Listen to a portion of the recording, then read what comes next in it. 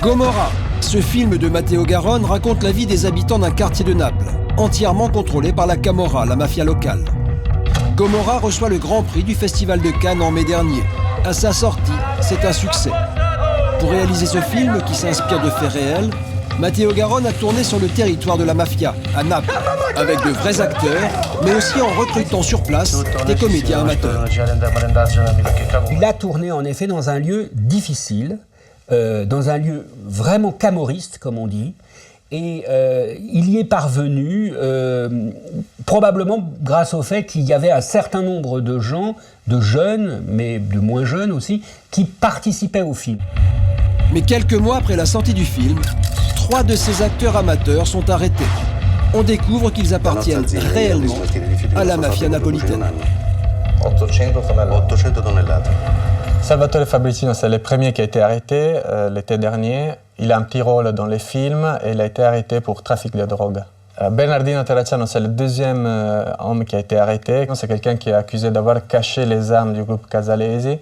Il a un rôle dans les films, c'est celui qui fait tuer les 2 gamins qui sont sur l'affiche du film. Les derniers qui ont été arrêtés, c'est Giovanni Venosa, qui a été arrêté ce mois-ci, il y a quelques jours.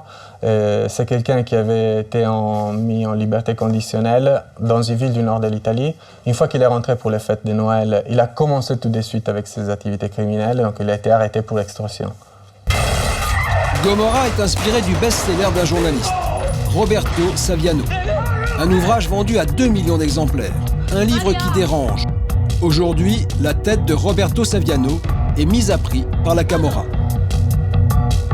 Aujourd'hui, il est tout simplement condamné à mort par la Camorra. Donc il vit reclus avec une escorte 24 heures sur 24 et donc il fait une vie un peu de condamné à mort. Il est en effet assez déprimé par ce style de vie et par le contexte, si vous voulez, dans lequel il évolue, car il faut savoir qu'il est aussi poursuivi par de nombreux avocats de ces chefs mafieux qui usent et peut-être parfois abusent de la procédure pour justement le miner psychologiquement. Mais pourquoi le livre de Roberto Saviano dérange-t-il à ce point la mafia? Il explique dans les détails comment la Camorra marche aujourd'hui. Donc quels sont les trafics, où sont les trafics et quelles sont les personnes qui gèrent les trafics. Mais comment ce jeune journaliste a-t-il réussi à donner autant de détails sur le fonctionnement de la mafia napolitaine? Il s'est fait tout simplement recruter et il a commencé à travailler pour la Camorra des plus bas niveaux et ensuite il a pu connaître dès l'intérieur la machine qui règle un peu tous les systèmes mafieux. Depuis l'arrestation de ces 3 acteurs, certains hommes politiques italiens se posent des questions.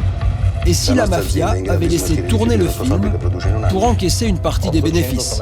Disons que les arrestations continuent à faire parler du livre et du film, carrément. Et ça fait prendre position assez claire aussi de la part de certains hommes politiques. Un des hommes politiques les plus importants pour le parti de la majorité, Gasparri par exemple, il a dit « Moi j'ai apprécié les films, j'ai acheté les DVD, mais aujourd'hui je me demande effectivement où vont les droits d'auteur, à qui va l'argent ». Donc il se demande effectivement si en achetant par exemple le DVD du film, on va financer directement ou indirectement la Camorra.